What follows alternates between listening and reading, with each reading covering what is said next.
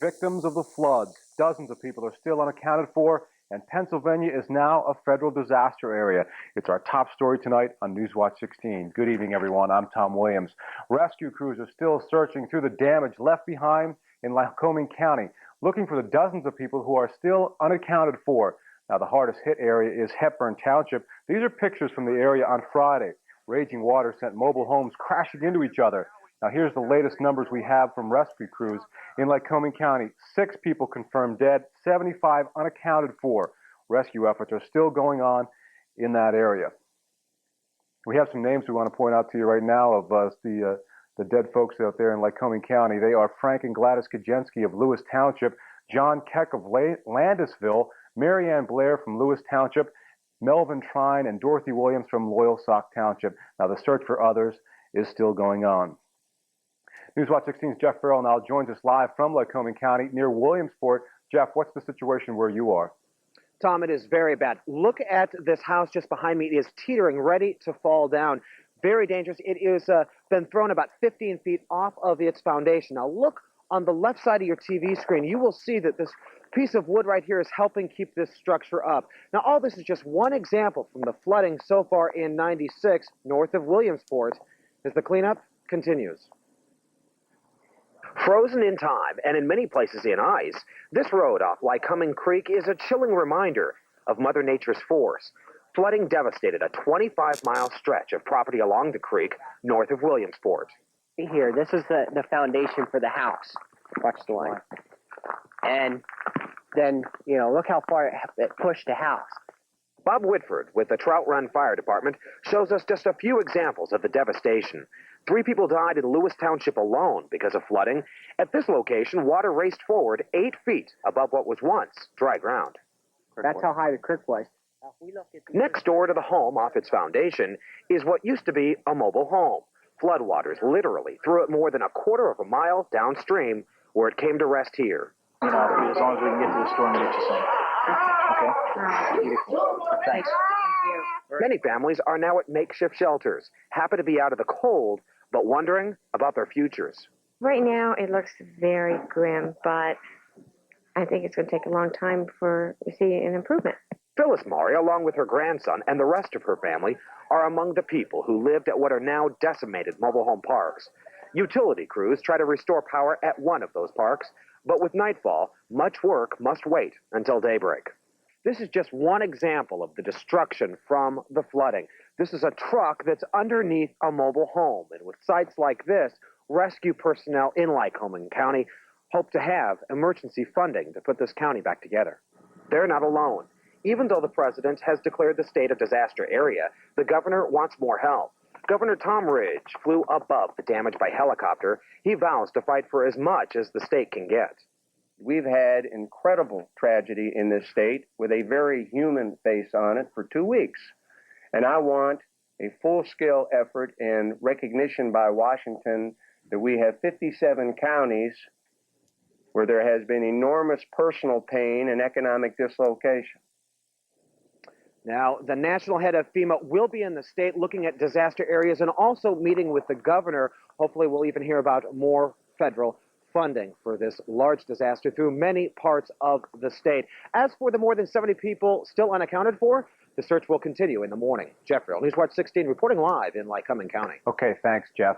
Probably the best way to see the aftermath of the floods in 96 is from Skycam 16.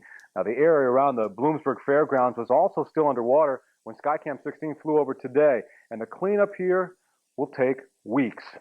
This is what it looked like in the Wyoming Valley on the morning after the floods. Even though the Susquehanna River is dropping, you can see the water was still very high in this area around the Wilkes-Barre area. Now, same story downriver in the West Nanticoke, Shikshini, Mackinac area. The worst of the flooding may be over, but it'll still take a while before the river gets back to its normal levels. Newswatch 16's April LaMonica was in Luzerne County today, where people are just beginning to mop up. The Reagan family salvages what they can from their damp basement on Regent Street. The rest is tossed by the side of the road. They're one of thousands of families whose lives have been turned upside down by the flood. Total nightmare. Everything's flipped. All the tools are underwater. Everything's just destroyed. A big chunk of our life is gone now. It's all heading to the street for the dumpster. Everything is covered in mud, the sidewalks, the streets, especially this stuff, ruined in the basement. Piles of garbage line city streets, while pumps work overtime draining homes flooded by a nearby creek. People can't do much else until the water goes away. There's a lot of work to be done, and we all got to pull together to get it done. In Hanover Township, firefighters pump flood water back to the Susquehanna River, while road crews scrape ice from part of the Sansui Highway. It'll be days before many businesses along this road dry out. We've been open 24 hours for over 20 years, and this is the first time we've ever had to close. Some people have been through all this before and plan on sticking it out again. Totally unbelievable. Like I say, I've been here since 1959. I survived the 72 flood, and hopefully I'll survive this one. April LaMonica, Newswatch 16, Luzerne County. There's now a phone number for Pennsylvanians who want to apply for federal money because of the floods of '96. It's a free call. It's on your screen. It's 1-800-462-9029. Now, the Federal Emergency Management Agency set up the number this afternoon. You can call that number to apply for federal disaster aid because of the flooding. That number, again, it's on your screen. It is 1-800-462-9029. There are more water problems for people living in Luzerne and Lackawanna counties tonight. Just as PG&W crews fixed a big pipe in Moosic this morning, another one broke in the same vicinity, and crews are still trying to find that break. Now, right now, thousands of people don't have water. They include people in Jenkins Township, Pittston Township, Hughstown, Duryea, Avoca, Lower Moosic, Old Forge, Exeter, West Pittston, Wyoming, and West Wyoming. A water tanker set up at the Pittston Plaza and the Moosic Hose Company, plus the Avoca Hose Company, but you must bring your own container. Another big break in Mill Creek has knocked out water service for Parsons, Hudson, Laughlin, and Plains. And Pennsylvania Gas and Water is also trying to fix low water pressure problems in Sugar Notch in Luzerne County. And several other Luzerne County communities are under a boil water advisory because of possible contamination. They include the lower section of Edwardsville, the Water Street section of Wilkes-Barre, Pringle, Luzerne, 44, Swarsville, and Trucksville. Pennsylvania Gas and Water says boil water for at least a minute before drinking it. Now, because of the break, some people in Luzerne and Lackawanna counties haven't had a drop of water since Friday. We found lots of folks filling up tonight at this firehouse on Kaiser Avenue, and they're not a happy bunch. It's a little rough. I was down at my mother's house last night in Lawrenceville. I stayed there last night, showered there this morning, was able to go to the bathroom. And like I said, I have a job interview tomorrow morning, and I'm going up to the Hampton Inn to stay tonight so I could at least get changed and showered and look decent. So it's a little rough. It's not too good. No showers, no tap water, water for your furnaces. There's nothing. We come here 3 times a day, which is a big help. Pennsylvania Gas and Water tells Newswatch 16 they're still looking for that break in the Moosic area. Old Forge officials tell us residents will also be able to pick up water tomorrow at Borough Hall. Bring your own containers. Now, there's still plenty of roads closed in our area because of the floods of '96. Here's a list of the major highways by county. Now, in Columbia County, sections of Route 11, Route 42, and Route 487 are closed. In Lycoming County, routes 405 and 44 are closed. Also, the on and off ramps to I-180 are closed in the Muncie area. In Montour County, flooding has closed parts of Route 11. In Northumberland County, Route 61, 11 near Northumberland, Route 44, 487, 405, they are all closed. Parts of Route 147 and Route 45 are also closed in Northumberland County. Now, part of Route 11 is also closed in Snyder County. In Sullivan County, there are trouble spots on Route 87 and Route 154. In Union County, the roads affected by flooding are Route 642 and Route 304. Also, the major bridges across the Susquehanna River in Union County are closed until further notice. Also in Luzerne County, Route 11 between Berwick and Mackinac is still closed. We want to point out that all the roads in Bradford County are open tonight. Well, Paul Hepner will be here with a complete forecast coming up. Plus, take a look at what happens when floodwaters freeze and people can't get to their property. Stay with us. Paul, I guess you have the latest on the river totals out there? Yes, I do have some information we'll be updating for you this evening, Tom. But the word that we have for those who live along the river, the good news is that they are indeed continuing to recede. On the downside, though, is the fact that you have a lot of standing water that has frozen over the last 24 hours. And what that means is that water is going nowhere until it melts. And as we get some warmer temperatures this week, then that ice will begin to melt, and that'll tend to pour into the rivers a little bit too. So the rivers will continue to go down, but there will be melt water going in this week. So, that'll probably tend to slow down how fast the rivers can go down. Okay, let's take a look at our current weather. We've had some clearing skies overnight. Temperatures are dropping back as well, but it will not be as cold tonight as it was last night. High temperature today made it up to 31 degrees, and that's very close to the average of 32. Wish we could see that record high of 67, huh? Okay, let's take a look at our current numbers outside, 24 degrees, but notice how the humidity is 92%. That means the air is almost saturated, and the temperature will not drop much more tonight. 20 degrees is a good round number for what most of us will wake up to tomorrow morning. Our weather watcher this evening is Jean Nadozik from McMichaels in Monroe County, and she has a temperature. It's a little bit chilly, 18 degrees. It's overcast and calm, but clearing skies are setting in along the Delaware River this evening. Here's a look at radar. We had some flurries earlier today, a little dusting in one or two places, but we have green ground here in the backyard. Nothing being shown on radar tonight. Of course, it was all that precipitation from a couple of days ago that aggravated the rivers. Let's check out the very latest for you. This is new information into the weather office this evening. Again, the levels are receding. It's still above flood stage where you see the green, and that's from about Meshop down through Wilkes-Barre and down through Columbia, Northumberland counties. And about Muncie is the cutoff line. North of Muncie up through Williamsport, Jersey Shore is now below flood stage, also below flood stage in Towanda. Again, things are receding slowly. This is the way it's going to look by tomorrow afternoon. It'll finally be going down into below its flood stage level, down into the banks, through all of Columbia, Northumberland counties by tomorrow afternoon. So it'll be above flood stage south of Sunbury down to Harrisburg, and even there by tomorrow evening, finally, the Susquehanna goes below its banks. But again, a lot of this ice that's out there now is going to start to melt, and that will tend to trickle in a little bit.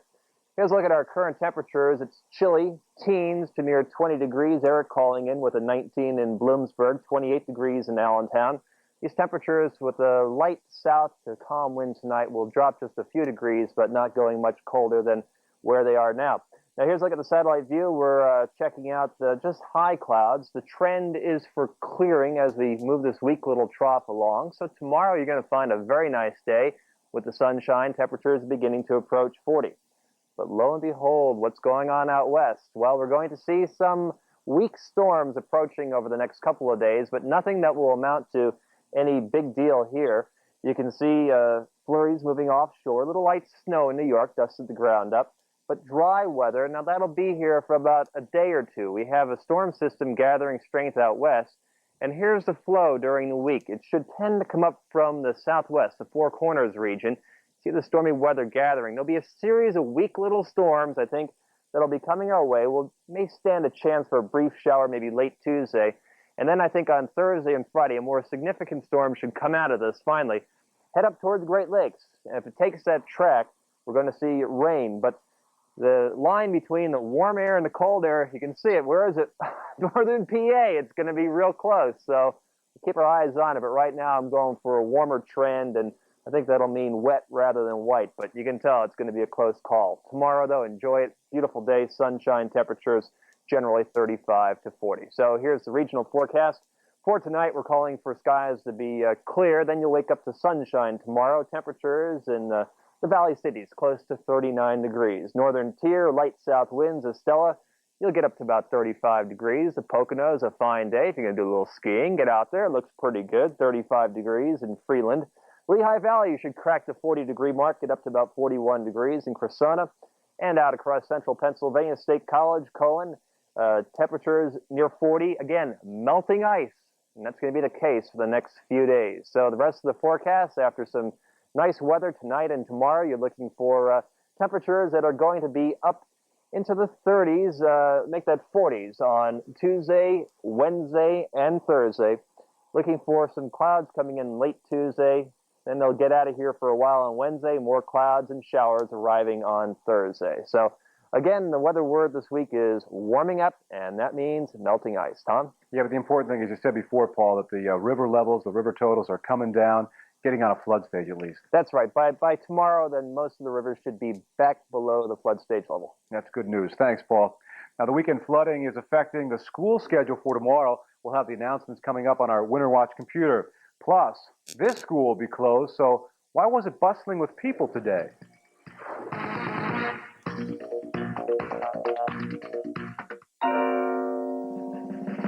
How can this be Car of the Year? You can't get up and walk around in a car. Cars don't have seats on rollers. Or so many seats, period.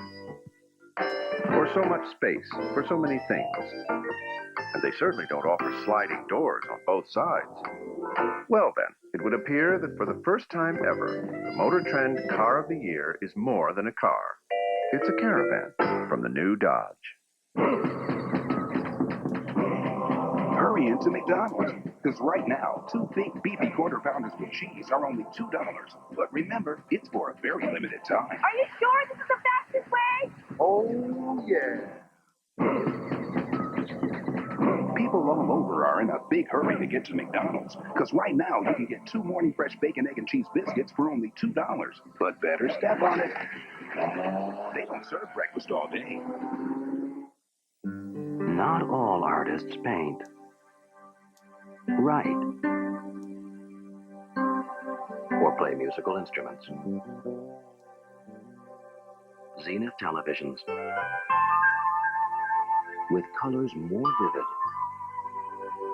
and images more realistic than ever before. Zenith. The quality goes in before the name goes on. Look out, boys, it's Sadie Hawkins Day and luring in the kissing bandit tomorrow on WNEP. A Luzerne County woman died after being hit by a pickup truck early this morning. It happened just before 3 on Oak Street in Pittston. Police say 30-year-old Diana Butala of Hazleton was walking with another person. Now, the driver of the pickup told cops he lost control and hit the two. Butala was killed. No word on how badly the other person was hurt. Pittston police are checking out the crash. They haven't filed any charges against the driver. Still no identity of the body of a man pulled from the Lackawanna River today. The body was spotted this morning in the river in Old Forge. These are pictures of that area from Friday night. Now, the man's described as a white man, about 30 to 35 years old, with a beard. He was wearing an Atlantis casino jacket when he was pulled from the river today. An autopsy is set for tomorrow. 5 people, including a family from Wayne County, died after a road crumbled underneath them and threw them into a reservoir. It happened in New York, where police are just releasing information about today's disaster. Now, here's what they say happened. A security officer at the Cannonsville Reservoir in Tompkins spotted the car and tried to warn the people to get out. Just then, the road collapsed, sending both cars into the water. Dive teams later pulled out the bodies of Donald and Lori Cobb of Lakewood and their 2 young children. Now, rescuers also found 2 more cars in the water and are still searching for other victims after that New York road collapse. Now, we have some more flood-related information we want to pass on to you tonight. Luzerne County has reactivated its rumor control hotline. For the latest information in Luzerne County, you can call this number. It's a free call. It's on your screen, 1-800-821-3716. Now, part of the Luzerne County Courthouse was flooded yesterday. That means the main courthouse building, along with domestic relations and the Water Street offices, will be closed Monday. However, other county offices not affected will be open. Mercy Hospital in Wilkes-Barre, which was evacuated yesterday morning, will reopen on Monday. In Wyoming County, evacuation plans are still in effect for flood-prone areas. Anyone who's evacuated and needs a place to stay can go to the Red Cross shelter set up at the United Methodist Church in Tunkhannock.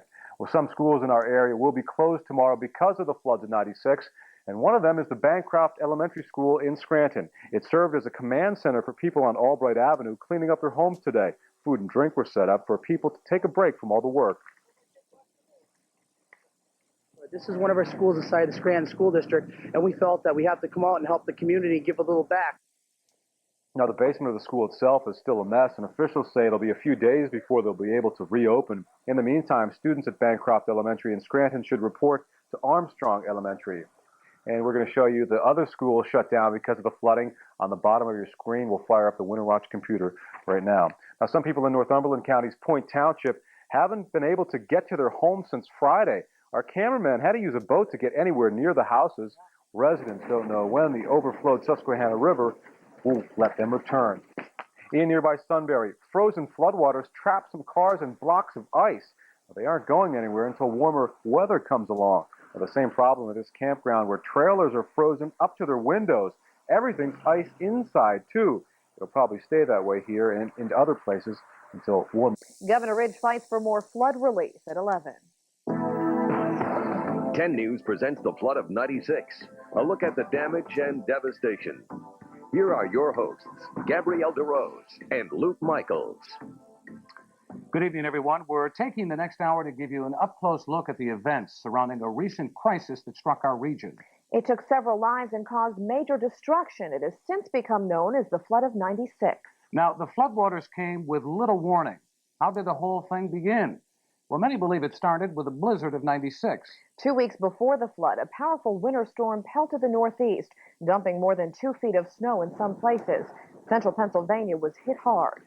Eventually, warmer temperatures would descend upon the region, melting a large part of the snow. Couple that with rain, and on the morning of January 19th, we had the makings of a major local disaster.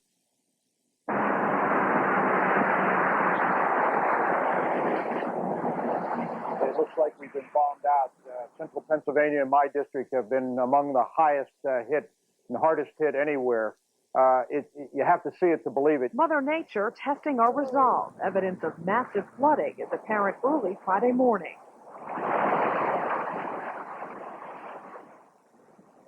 Roads flooded, backyards turned into lakes. The rain kept coming. A relentless burst of water coupled by snow left over from a January blizzard.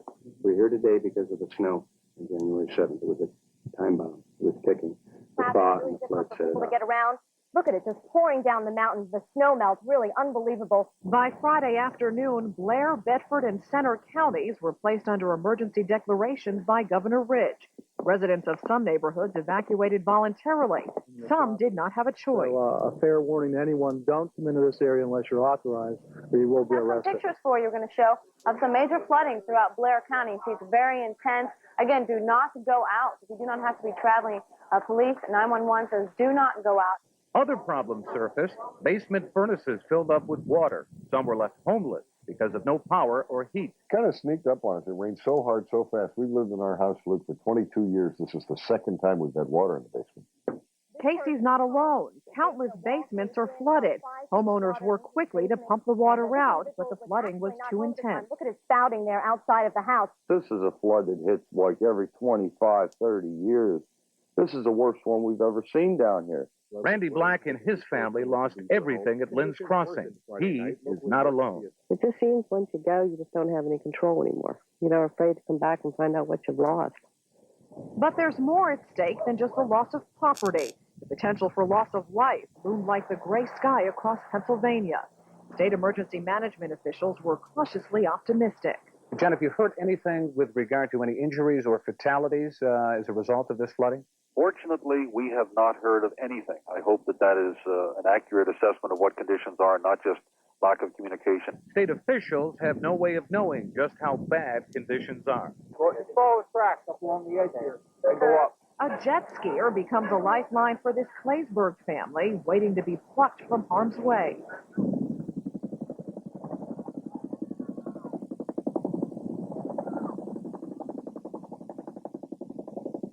In Bedford County, a man clings to a tree for several hours. An Army chopper lifts him to safety.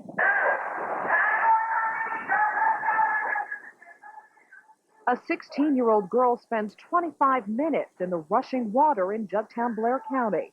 Hers is a happy ending after being whisked to safety by jet ski. What a day and what a... Hour by hour, the situation worsened. Roads in and out of Saxton underwater. No one could leave or enter for 24 hours. Vans and cars in Patton Township submerged in murky floodwater. A barking dog senses something terribly wrong in the chilling first-hand accounts of the widespread devastation. People are literally on the rooftops clinging for life. At 7:30, there was nothing. At 9 o'clock, my basement was full. Some rock slides, Route 144, Center Mountain, and it was blocking traffic, really difficult for people to get around. I figure anywhere from 1.5 inches up to about 3 inches unofficially. That all fell in about a 5-hour period. And if you stop and think about it, had it been a January snowstorm, We're looking at 3 feet of snow in 5 hours. Things would only worsen. By Saturday morning, a number of confirmed deaths are reported statewide. In all, nearly 20 dead across the state, including 2 from Blair County and 1 from Bedford County. The weekend brings a flicker of light in the form of state assurances that help is on the way. The governor arrives in Bedford for a look at the damage. When it's you, your home, your family, your trailer, your business, that is a national natural disaster. The Army Corps of Engineers calls it a 75-year flood. The pictures tell the whole story.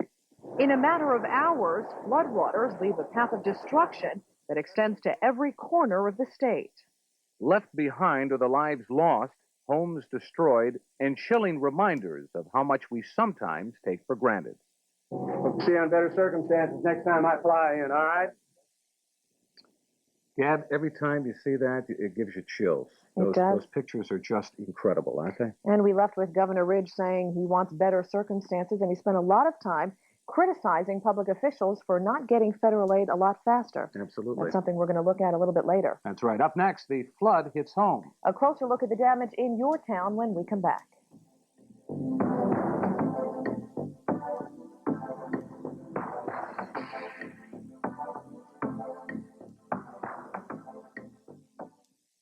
Years from now, the flood of '96 will be remembered for the widespread damage it caused. Big town, small town, tiny community, it didn't matter.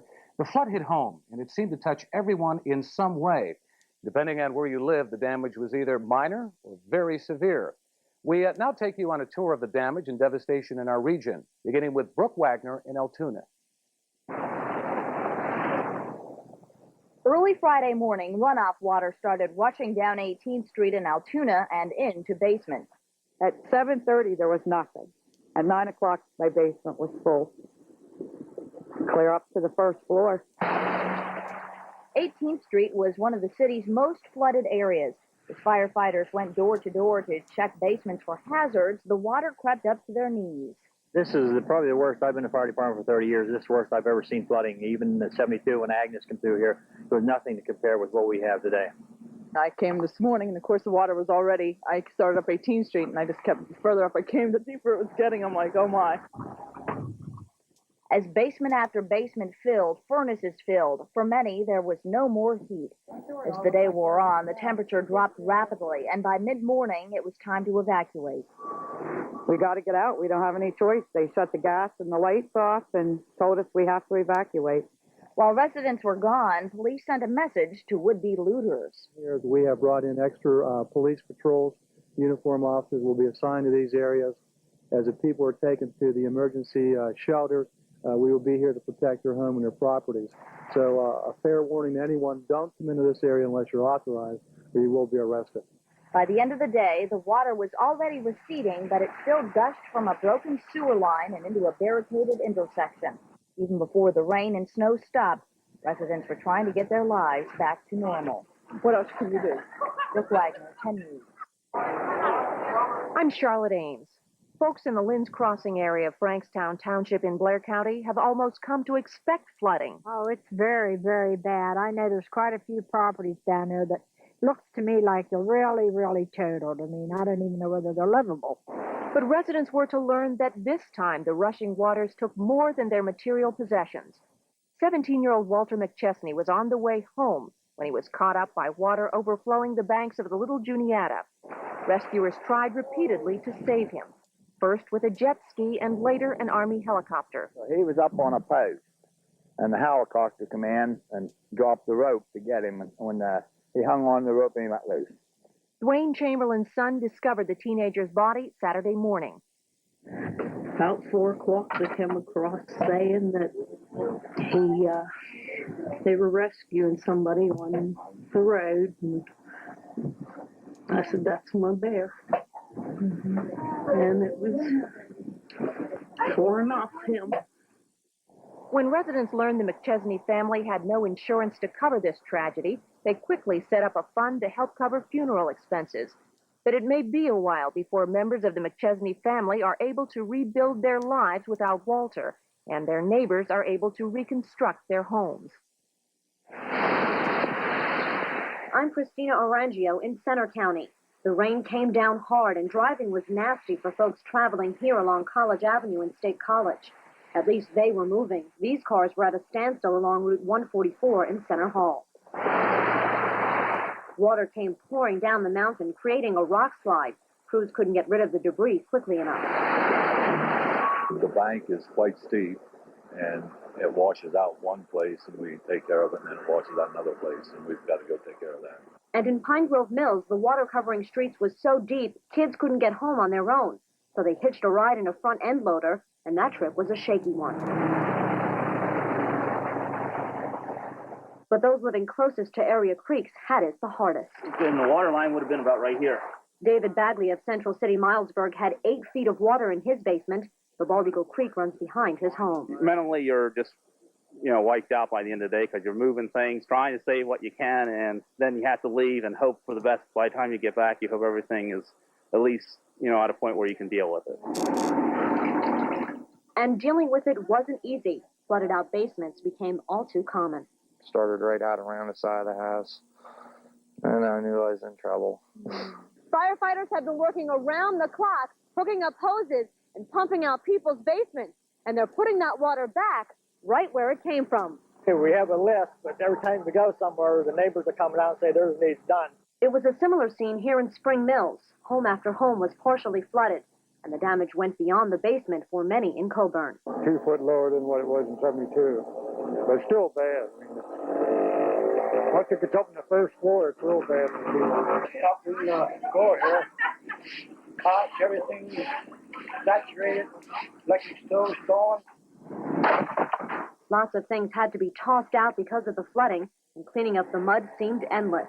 Eventually, the water level came down in Penn's Creek. Left behind were images of the flooding, frozen in time. In the end, many folks were counting their blessings, despite the damage. We went through a fire in our life, and, we went through a flood in our life. But as long as no lives are lost, that's the main important thing. I'm Tim Boyle. When you hear the word flood in this area, most people immediately think of Johnstown. Now, that city did receive some flood damage, but was not the hardest hit in Cambria County. In Tanneryville, floodwaters near Cooper Avenue slammed into this bridge. Firefighters stood by helplessly, unable to do anything but watch, wait, and prepare for the worst. In Sidman, this home was one of more than 350 in the county that was damaged by floodwaters. Most of that damage, however, was limited to basement flooding. A mudslide on Route 403 held up traffic. A backhoe struggled to clear both mud and water from the road. The Stony Creek River peaked at more than 22 feet Friday afternoon. The Little Conemaugh at 14.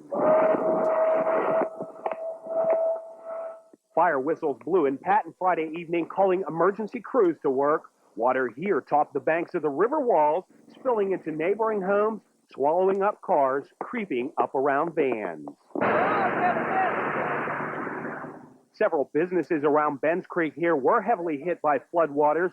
This Riverside Market, as well as the neighboring Ben's Creek Pharmacy, received heavy damage. Well, first I thought of leaving town, but... Owner Bob New ultimately decided not to, but to face the damage head on. He and his crew started their cleanup immediately, trying to get back in business as soon as possible. And that's exactly what happened. Now, the store's owner says not only did the employees help clean up, but also their parents, their grandparents, their cousins, their nieces, everybody helped to pitch in to clean up this store. They did so well that by 9 o'clock Monday morning, the place was open for business. After a few days, the water had subsided to just a trickle. People's anxieties about it had not. Well, it can't very well jack the place up. I think I might retire a little quicker than I was earlier planning, but not much we can do. Just pay our insurance and take our chances. I'm Kelly Tuthill. The worst of the winter flood may be over, but folks in Huntingdon County know their work is just beginning. At the Ames Philo Shopping Plaza, floodwaters rose to as high as 5 feet and left behind a muddy mess. When I walked in, I just could not believe with my eyes. It was just like a nightmare you see on TV, where it always happens to the other guy and not to you. This time it did happen to them, to a Chinese food restaurant, to a beauty salon, and to a bookstore. Magazines, books, and videos destroyed. Thousands of dollars of merchandise turned into a muddy goop. It is very hard for the people that work in the store. I mean, I just had to send some of them off a little bit because they were just getting overwhelmed with it. Overwhelming is a good word to describe the mess, and the cleanup is monotonous. Employees carried out damaged goods, cartload after cartload, can after can. It's going to take a miracle to get us where we need to go at this project, but we will be here. I guarantee you, we will be. I'm Christy Hobley in Bedford County, the first county in the region to declare a flood disaster with arguably the worst damage. Near the county fairgrounds, roads became raging streams. At Camp Sunshine, homes became virtual islands. The only way to reach many people was by boat. This couple in the Narrows area of Bedford County was taken to safety. Their home by the Juniata River was lost in the flood. This was the scene at the Kenton Bridge. Floodwaters barreled through where a peaceful river once flowed. Floodwaters leveled the mile-level trailer court.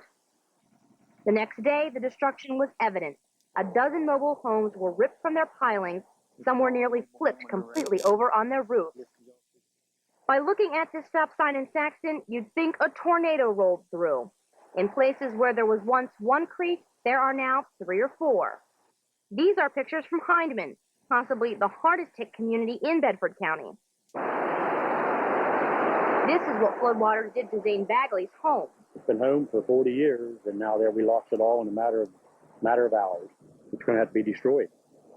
And then I'm going to have to eat the loss and try to go on from there on fixed income, but it's going to be hard to do. It seems like everyone in Hindman has their own horror story. Once treasured belongings were piled high, covered in mud, and waited to be taken to the landfill. Bucket by bucket, residents worked to reclaim some sense of normalcy.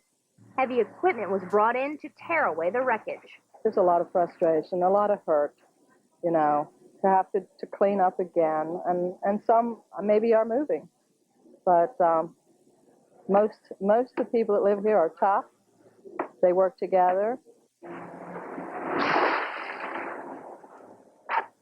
After all the water, the damage, the suffering, the cleanup, heavy hearts say they don't know how much more they can take.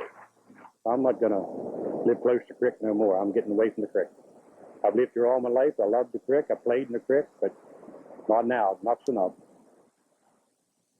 So many lives affected by that. It's a type of natural disaster that affected so many people in some way or another. At every corner of the state, no question about it. You know, from Pittsburgh to Philadelphia, everywhere in between, the entire state deals with flood damage. Including the governor, who publicly attacked the president over the handling of the disaster. We'll have those stories coming up as we look back at the flood of '96.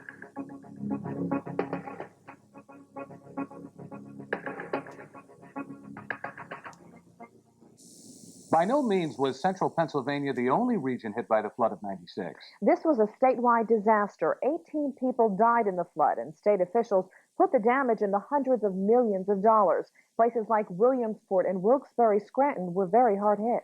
So were the state's 3 largest metropolitan areas. The pictures tell the story. The city of Pittsburgh saw some of its worst flooding in decades. Large ice chunks filled the city's 3 major rivers, submerging vehicles and grounding barges. Large part of Point State Park was underwater for a few days. Three River Stadium was also threatened for a time when floodwaters filled the parking lots. Residents living along the rivers could only put up sandbags and pray. In Philadelphia, ice jams in the Delaware River helped push the water 6 to 10 feet above flood stage.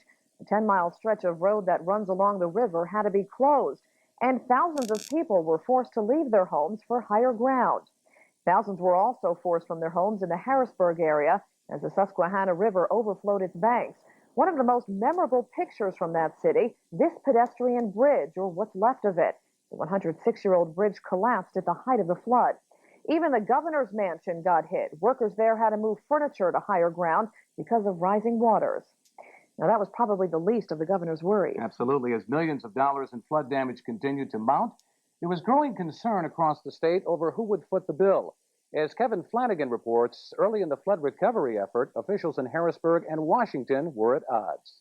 The one point everyone could agree on, the recovery from this massive flood is going to be expensive, and state officials were demanding help from Washington. I hear a lot in Washington these days about feeling everybody else's pain. Well, I think they ought to get out their bureaucratic behinds and come up and see the pains on the faces of the people who've lost their farms, lost their houses, lost their trailers, lost their businesses. The governor's strong reaction came in response to a White House declaration that only 6 counties in flood-ravaged Pennsylvania were eligible for federal disaster assistance. This limited promise of financial help angered the governor, who was in our region, inspecting flood damage in counties not yet eligible for federal help. I'm hoping that the folks in FEMA get the message. It's real. It's statewide. It's affected hundreds of thousands of people and people in very real terms. This is to Pennsylvania as a severe earthquake or hurricane is to others. We're not complaining about a little flooding and a little snow. The pressure from Harrisburg was being felt in Washington. At one point, the White House press secretary, Mike McCurry, accused the governor of waging a public relations campaign over flood assistance. In a live interview with 10 News, Governor Ridge agreed with that charge. We've got 500 roads in repair, 8 bridges down, 30,000 structures imperiled or lost. We've got devastation across the state. Mike can say whatever he wants. He knows I'm promoting Pennsylvania's interests. We got their attention. Besides, dealing with him won't give us any more aid. We'll deal with the Secretary of Transportation, the Federal Emergency Management Agency, and hopefully get all 58 counties included. The Pennsylvania campaign for flood assistance was getting some attention. While floodwaters across the region were still raging, a high-ranking delegation from Washington was on its way to the Keystone State. Among those making the trip to our region, the Federal Secretary of Transportation. After an air tour of the devastation, federal financial assistance was promised. And we'll do whatever is necessary to make sure that people's lives are restored and that we'll respond quickly to the needs that people have. Another member of the delegation, the head of the Federal Emergency Management Agency. And we're going to do everything we can to help them to recover and rebuild. And I talked to the president twice yesterday about Pennsylvania.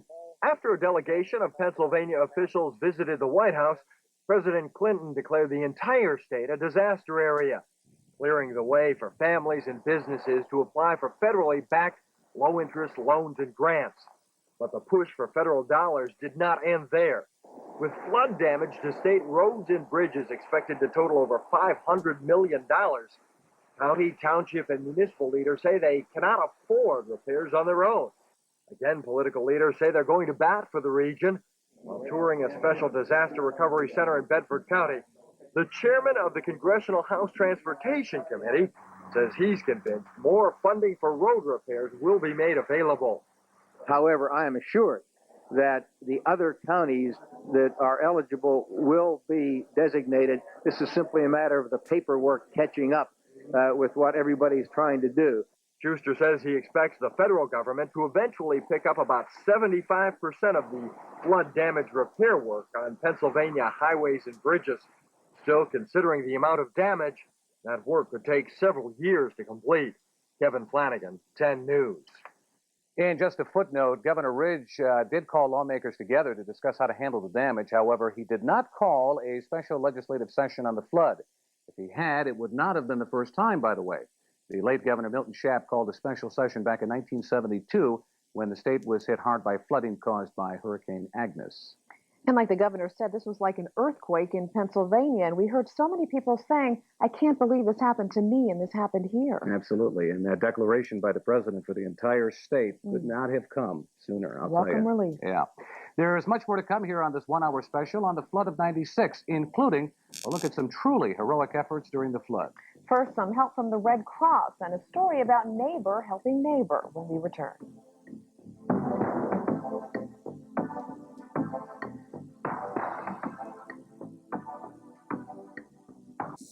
Welcome back. As flood victims looked for shelter and began to clean up, friends reached out to friends. Neighbors helped neighbors. But there were also strangers helping people they'd never met. 10 News reporter John Sanders tonight on the helping hand of the Red Cross.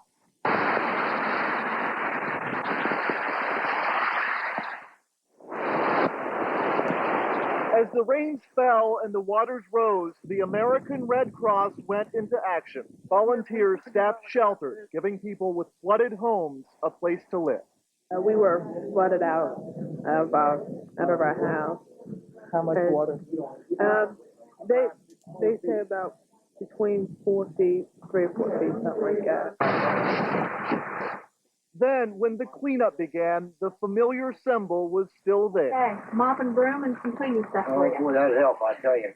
Volunteers loaded their cars with the supplies people would need to recover and delivered them to flood victims who'd lost just about everything. But disaster was so widespread, relief so needed, the Red Cross was left asking for help. This time is when we need volunteers to come and help. The Red Cross is there for people, but it takes people to make the Red Cross work too. Have you started cleaning up and repair?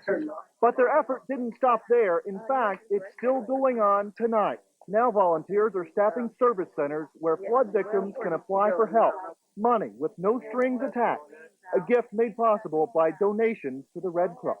This operation is going to cost in excess of over $6 million, so we are going out on the appeal to ask for the community support. Some volunteers say working with so many people who've lost so much is starting to take an emotional toll. They're looking forward to the chance to rest and recover, but they know the next time there's a need for help, they'll be back to do it all again. John Sand, 10 News. Hundreds were helped by the Red Cross in the days following the flood. But as you've seen, Red Cross volunteers weren't the only ones who helped the victims. That's right. Countless friends and neighbors were also there to lend a helping hand. Christina Arangio has one such story from Center County. From the looks of this flooding, it's no wonder this home in Pine Grove Mills took a beating. The driveway looked more like a raging river. And the worst part was that the owner, Scott Kreiner, was across the country when the flooding hit. Luckily for him, his friends stepped in. We know some people here in Pine Grove, and they called us up and said, get down to the house. It's floating away. The water rose quickly in Kreiner's basement. It was as high as the windows. And the force of the water was so strong, some of it managed to escape through the cement walls around the back of the house. But things were worse out front. Took the whole foundation out. A gaping hole remained after the basement wall caved in, but Kreiner's friends did what they could to stop the water from getting into the house. We're just helping this guy out. What have you been doing? Well, we built the wall up in the front here to divert all the water down. And we busted the windows out of the house to let the pressure go out. There were like 5 or 6 other people that came throughout the day that give me a hand while I was trying to get back. This is what Kreiner was left with. His backyard looked like a dump site, but up close were valuables like these irreplaceable photo albums. They were destroyed along with these VCRs, computers, and televisions that Kreiner intended to repair. Are you covered for this kind of stuff? No, homeowners doesn't cover any type of water damage or anything like that. Inside the basement, things were a mess. Like right here. Wow. It pretty much covered the water heater. The furnace was completely covered going into the inlet. Despite the damage, Kreiner says he's very grateful a group of friends came to his aid in his absence and once he returned. So we had to dig out all the mud and all the cement blocks and put up the support in order to, because that was supporting the whole front of the house. During the intense flooding, there was about 5 feet of water trapped inside this portion of the basement. And Mr. Kreiner says if it wasn't for his friends who were able to get inside and knock a small block out of his door to let the water out, things would have been a lot worse. I had no front wall of my house no more, and there was the possibility of it collapsing, and losing everything else. Kreiner has had to deal with more than $10,000 in damages to his basement, but he was relieved that the rest of his home was salvaged.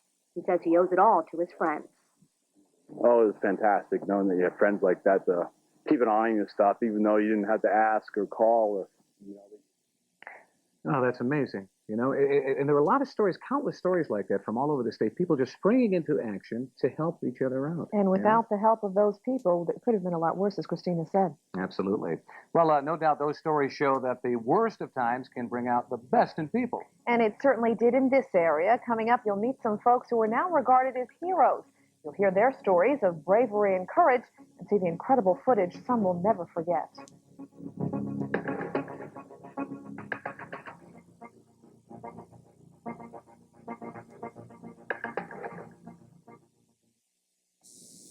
Welcome back to this Flood of 96 special. When the water began to rise that Friday morning, calls went out for help all across the region. Those who answered that call were those we depend on to handle crises: police officers, firefighters, and ambulance crews. These men and women, both paid and volunteer, left jobs, home, and family to block off roads and bridges, check homes for flooding, and rescue those who could not get themselves to safety.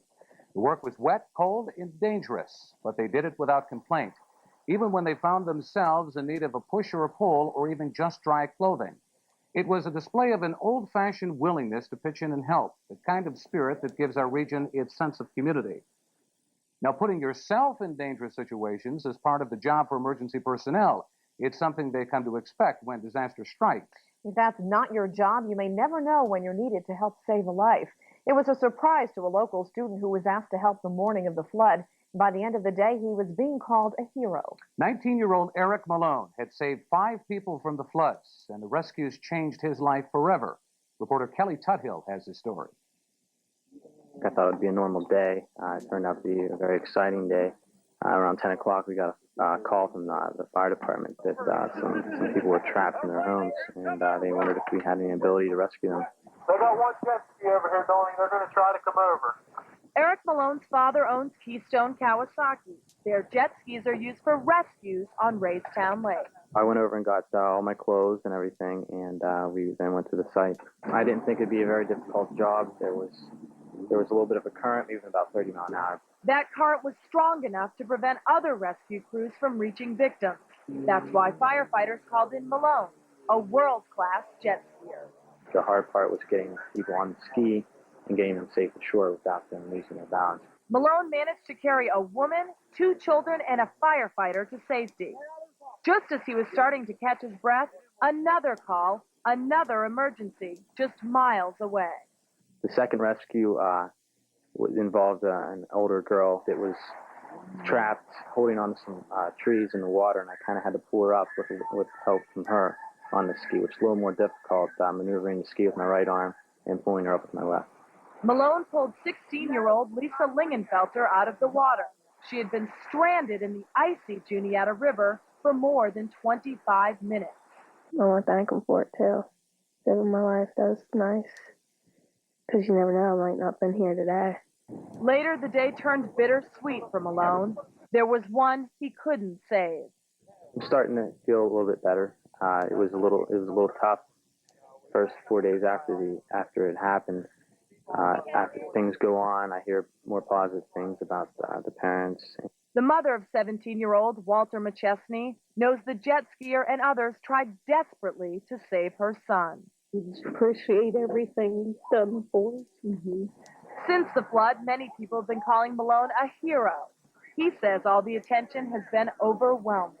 I go to Penn State, and I had some people stop me and ask me if I was the person that saved the 5 people on the jet ski. Times I wanted to say, no, you got the wrong guy. I was just out there to help the community and do what I could do to help. Malone has won lots of medals for his jet skiing. Now he thinks all the training was leading up to something bigger, something much more important. After this was all over, I had time to sit down and think about this, and people mentioned to me what I was really training for was to rescue these people. It'll be one day I'll remember for life. Kelly Tuthill, 10 News. Well, several days after the flood, the Blair County Commissioners honored Malone for his service to the community. During the disaster, there were times rescue crews couldn't get to the victims, and neighbors became the heroes. That's what happened in Three Springs, Huntingdon County.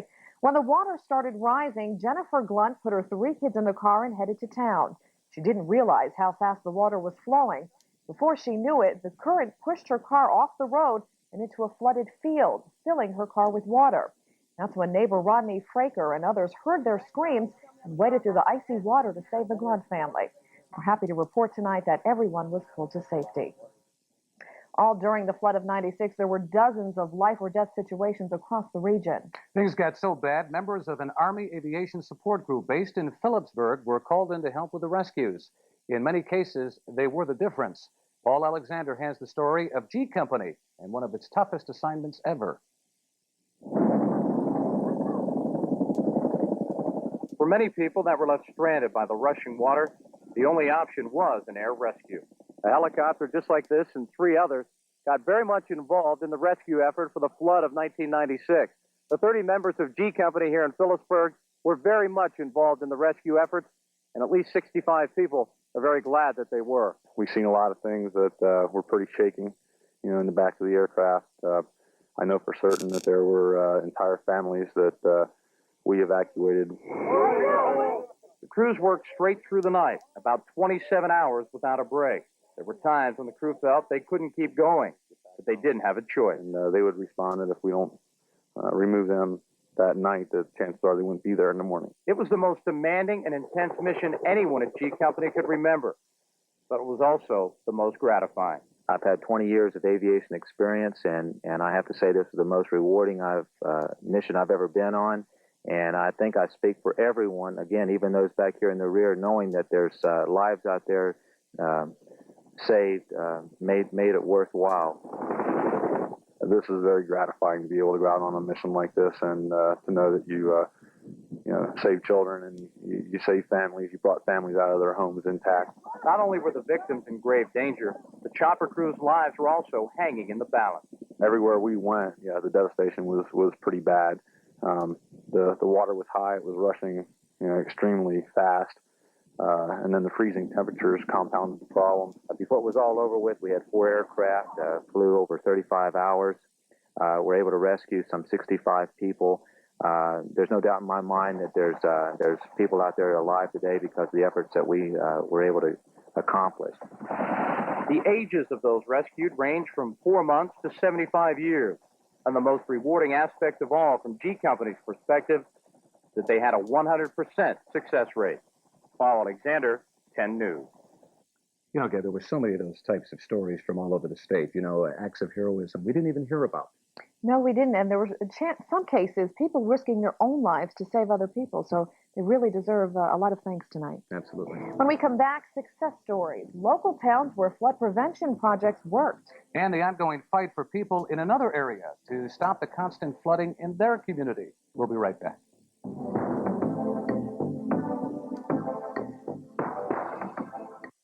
Welcome back. As you've seen tonight, there were some real encouraging stories surrounding the flood of '96. The ones we've touched on so far involved people, those who saved lives or simply pitched in to help their neighbors. But there were other success stories involving flood projects that prevented even more damage. David Price takes a look. Like most of our area, Clinton County residents felt the worst the floods could dish out. We tried to get up what we could in a few hours, and eventually the water overtook us and forced us out. We left with the floodwaters licking at our heels, and we're driving off to higher ground. Oh, it came in in the windows, and I got out of here. They took me out in the backhoe. But officials say the raging waters could have caused significantly more damage in Lock Haven if it weren't for the controversial dike levee. It worked. There's a lot less devastation in the county, and there's a lot less work for my people now. Floodwaters created plenty of work, though. Some 600 homes didn't have heat because of flooded out basements and damaged furnaces, but it could have been worse. I think the perception is that Lock Haven has been protected by the dike levee, and everybody is, and I'm very happy to say that. But I believe that everybody's forgotten about the rest of Clinton County. I've been told that there'd be a lot of areas from the Lock Haven that would have had first floor flooding, and there would have been, many with basement flooding. This was the first major test for the dike levee. It was completed in October 1994 after years of criticism of the project, but it brought welcome relief in troubled waters. It's a mess. That junk pile over there, you can't even get in to, do anything really. David Price, 10 News. In Cambria County, a 40-year-old flood control project did its job. That's right, the job to hold back the west branch of the Susquehanna River. A dike and flood wall were built in Barnesboro after a series of disastrous floods in the 1930s and 40s. The levee kept river water away from a clothing factory and out of the West Branch and Railroad Street neighborhoods, but people still had to be evacuated as melting snow and runoff came downhill to puddle up against the levee. The town's baseball fields sit inside the mile-long dike. They were covered by 4 feet of water. Local leaders say without flood control, damage would have totaled well over $1 million. Still, this flood unfortunately just added to the frustration in at least one local community hit hard by the flood. You'll see the Linz Crossing area of Hollidaysburg is no stranger to high water. And residents there feel like David fighting Goliath in the struggle to get their community some help. As Carolyn Donaldson tells us, they're again left with damage and demanding action. I don't know what they put a price on life, but to say that it wasn't worth cleaning up doesn't make sense. Walt Laird is angry. He's been fighting for a long time to get this river cleaned up. Now, this is the type of debris and buildup here along the banks of the Little Juniata River that Laird and his neighbors have been fighting for too many years to have removed. Now, with the loss of human life here, they're hoping that action and not more studies will be taken. Laird and his group, COUGH, or Citizens Opposed to Frequent Flooding, have seen study after study done and tons of dollars spent. Since I started this project in '93, the Army Corps of Engineers have studied it, Pennsylvania DER has studied it, and they've spent a lot of money studying it. And the cleanup that we were finally going to get didn't amount to the cost of one of them studies that I could believe. Just last week, Laird had gotten right-of-way agreements from residents to have the river behind them cleaned up. Conrail had also just signed the papers to include some of the land that they owned. It all washed away on January 19th. The debris that clogs up there builds a dam until it gets enough force to bust loose. Anybody knows if you're pouring water out of a glass into a pop bottle, you can't pour it in as fast as you can pour it out. Laird feels newer development on Frankstown Mountain has played a role in this long-time problem. When you don't have ground saturation due to concrete, it runs off to the river. None of us are against development, but the end result is that the new people up there in Stone Edge and Sylvan East and everything are high and dry. The people that have lived here for 25 and 30 years are taking the brunt of development. Some might question why these people stay after continual poundings. I'm sure that there's some that economically can't make. But there's far more and increasingly more every year that choose to live here. Those residents want action now. Blair Emergency Management Director Ray Weimer is trying to get that done. Our biggest problem is we're going to get down there and widen the channel so that the river will stay within its banks.